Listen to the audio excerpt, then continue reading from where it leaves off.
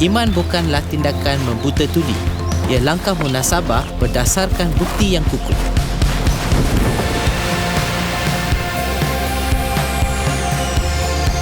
Iman boleh diibaratkan sebagai perjalanan.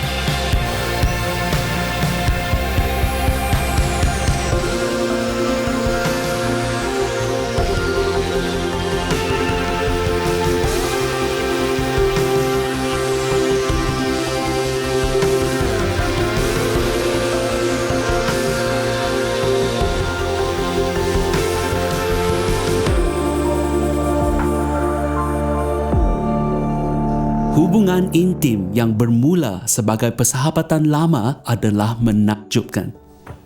Saya mengenali Nikki dahulu. Ia desakkan saya. Saya bersama seorang kawan dan ingin ke klub malam. Kami sering melepak di satu tempat.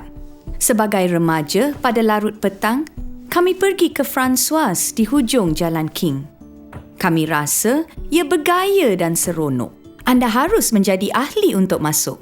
Saya bersama seorang kawan yang juga kawan baik Nikki. Dia kata, apa kata kamu hubungi Nikki? Dia akan bawa kamu masuk. Agak nakal. Saya menelefon dan berkata, Hai, boleh tak awak bawa kami ke Francois malam ni? Dia menjawab, baiklah, datang. Mengenang kembali, rasa ia tingkah laku yang aneh.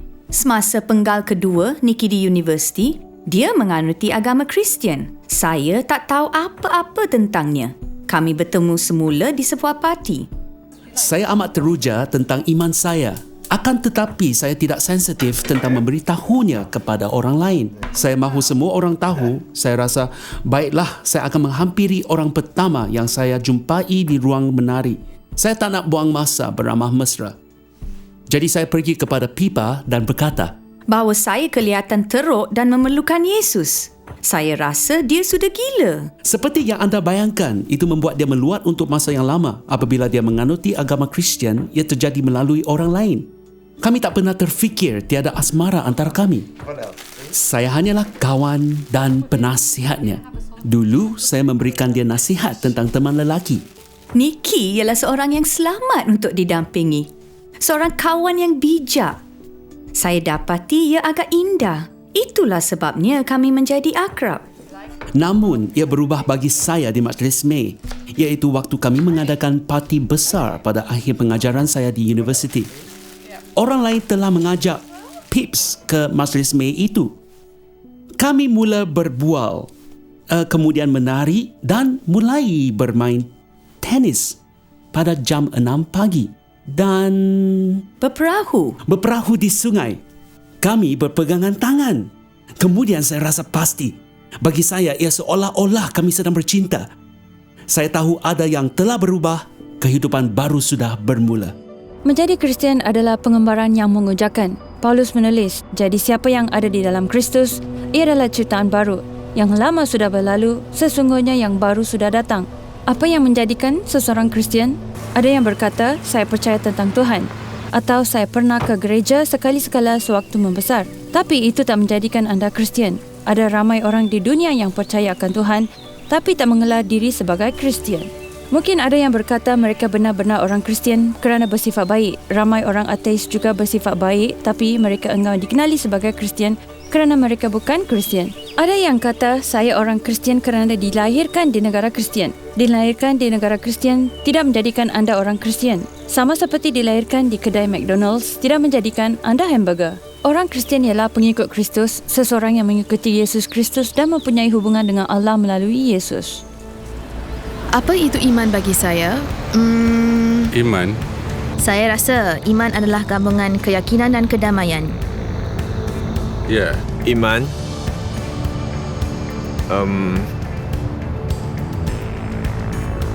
Maaf, saya tak tahu. Ini adalah soalan yang baik. Kepercayaan? Saya sudah ditetapkan. Saya seorang Anglican KP. Saya pergi ke gereja demi nenek pada hari Krismas dan Paskah. Percaya tanpa melihat? Dia juga percaya bahawa selepas semua ini adalah waktu untuk makan. Selepas ini, saya tak fikir iman berkaitan dengan agama. Entah, saya tak pandai menjelaskan iman. Ia mempercayai sesuatu yang belum dilihat sendiri.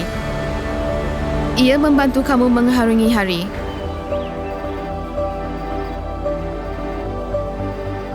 Perjalanan iman setiap orang adalah berbeza.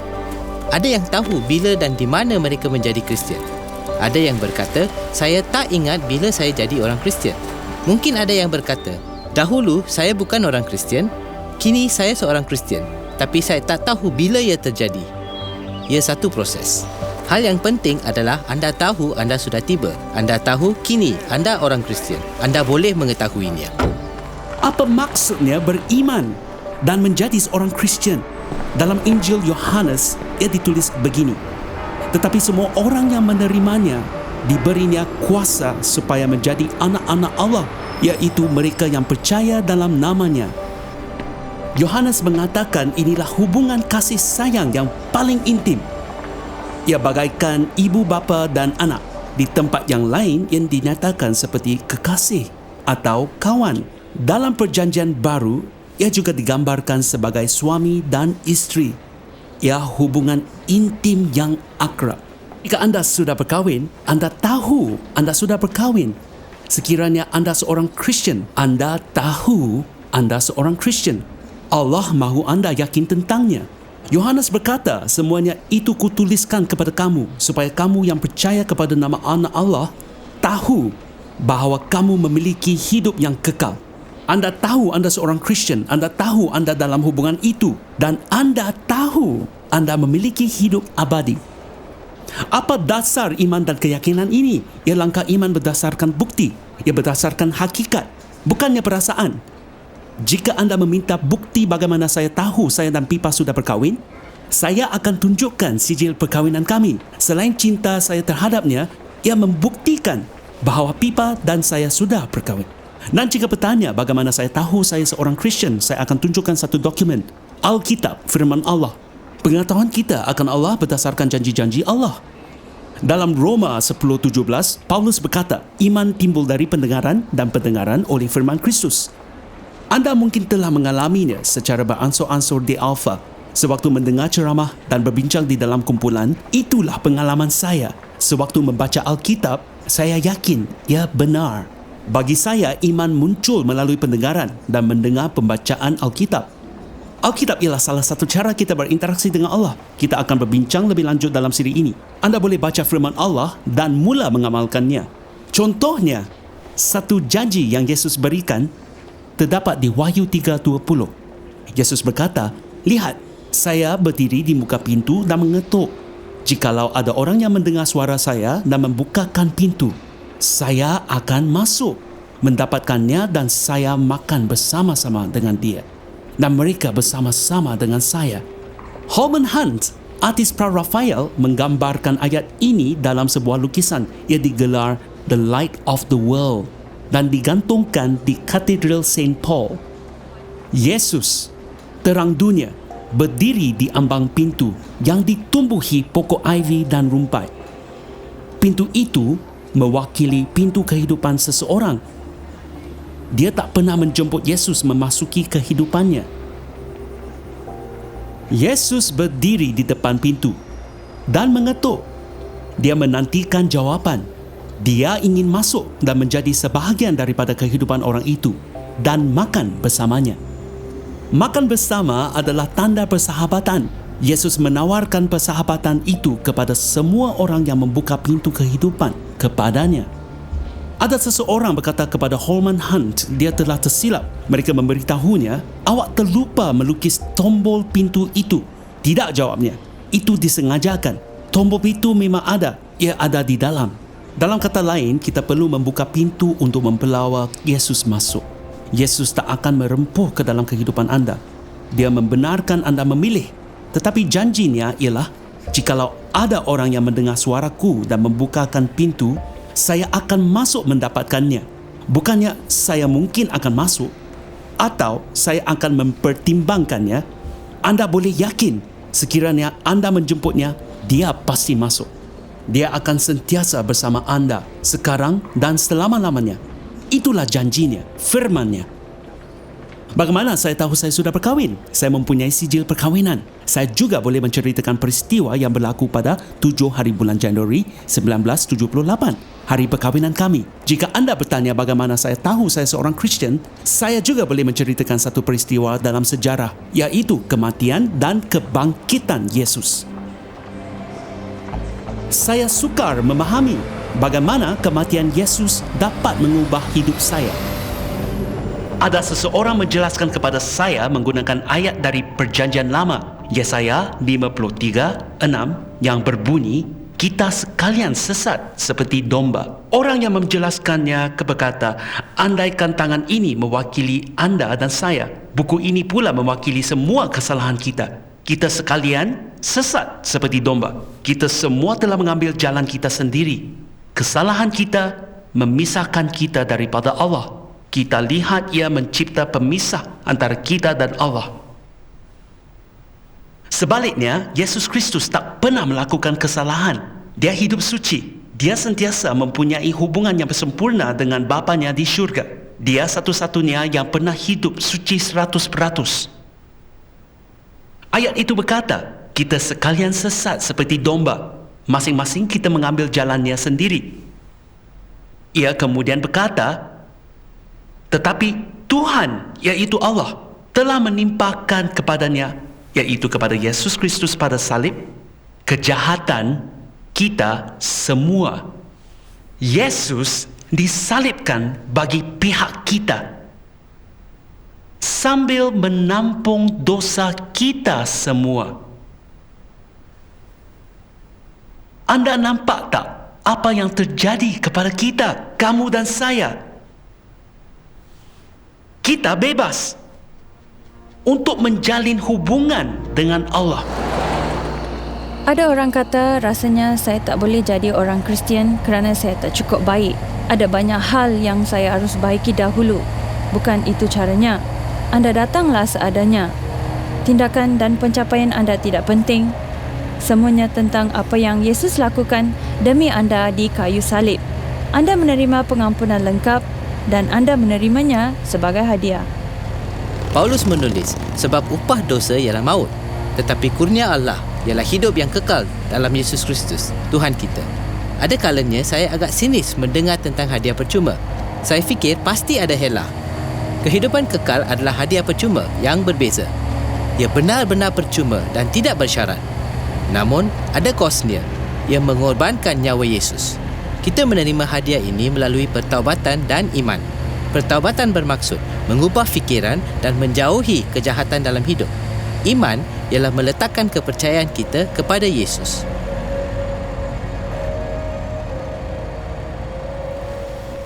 Semasa masih kecil, saya boleh naik ke meja dan melihat serbuk putih di atas meja. Saya tak faham itu serbuk apa. Saya masih ingat mendengar bunyi tembakan dan membesar dalam suasana itu. Ia menjadi normal bagi saya. Semasa kecil, saya dibesarkan di kartel dadah dan mempunyai keluarga yang berkaitan dengan mafia serta dikelilingi dadah. Saya kehilangan tunang, meringkuk di penjara persekutuan. Bagi saya, itulah penghujungnya. Saya tak tahu cara menyelamatkan diri dan hanya boleh bergantung kepada Yesus. Saya menghadapi kesulitan, tapi saya tahu Allah dapat menebus saya. Jadi saya mula berubah di penjara.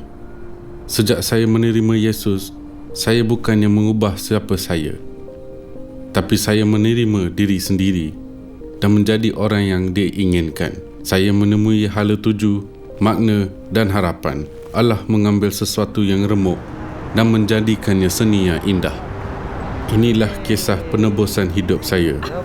Kini saya mempunyai seorang isteri yang cantik, seorang anak lelaki, dan saya menjadi sebahagian daripada komuniti beriman, harapan dan penyayang.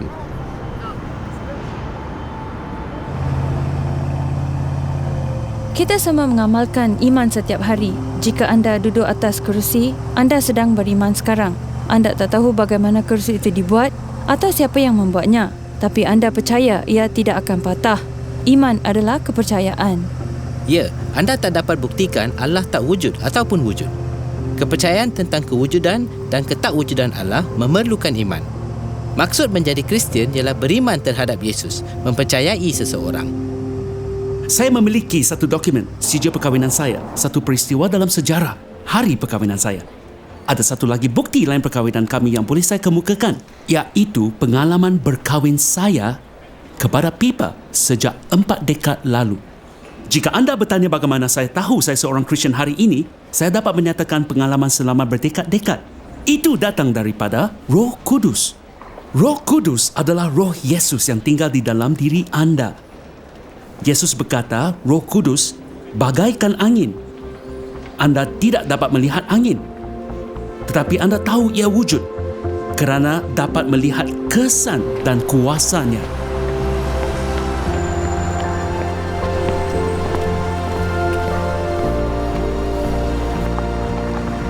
Kita semua takut akan perubahan. Anda mungkin berfikir, jika saya menjadi orang Kristian, apa akan terjadi kepada hidup saya?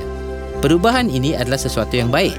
Paulus berkata, buah roh ialah kasih, sukacita, damai sejahtera, kesabaran, kemurahan, kebaikan, kesetiaan, kelemah lembutan, penguasaan diri. Menjadi orang Kristian tak bermaksud anda lebih baik daripada orang lain. Ia bermaksud kini anda lebih baik daripada dahulu. Saya dapati setelah Roh Allah memasuki hidup saya berubah. Ia mengubah cara saya melihat Allah dan Yesus. Saya menganggotai kelab skuasi, tapi ia juga sebuah gym. Saya mengenali ahli-ahli yang lain.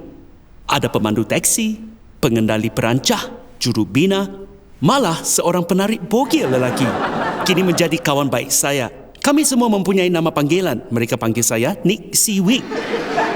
Baru-baru ini saya berbual dengan salah seorang di sana. Dia menyoal saya, berapa ramai orang datang ke gereja kamu pada hari Ahad? Saya jawab, lebih kurang 5,000 orang. Dia kata, Yesus! Saya pun balas, ya, itulah sebabnya mereka datang.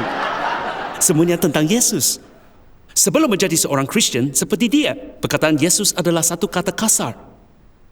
Semenjak menjadi Kristian, perkataan Yesus adalah seorang kawan. Cara saya berhubung dengan orang Kristian pun berubah. Sebelum menjadi Kristian, saya rasa orang Kristian amat pelik. Saya masih ingat di universiti dahulu, mereka adakan parti bubur. Siapa yang ke parti dan duduk makan bubur? Setelah menjadi Kristian, saya menghadiri parti bubur itu. Dan orang di sana menjadi kawan saya. Beberapa dekad kemudian, ada yang masih berkawan baik. Dan cara saya berhubung dengan orang lain, saya merasa kasih baru untuk orang yang tidak pernah saya kenali. Untuk golongan miskin, untuk banduan, saya merasa kasih untuk orang lain.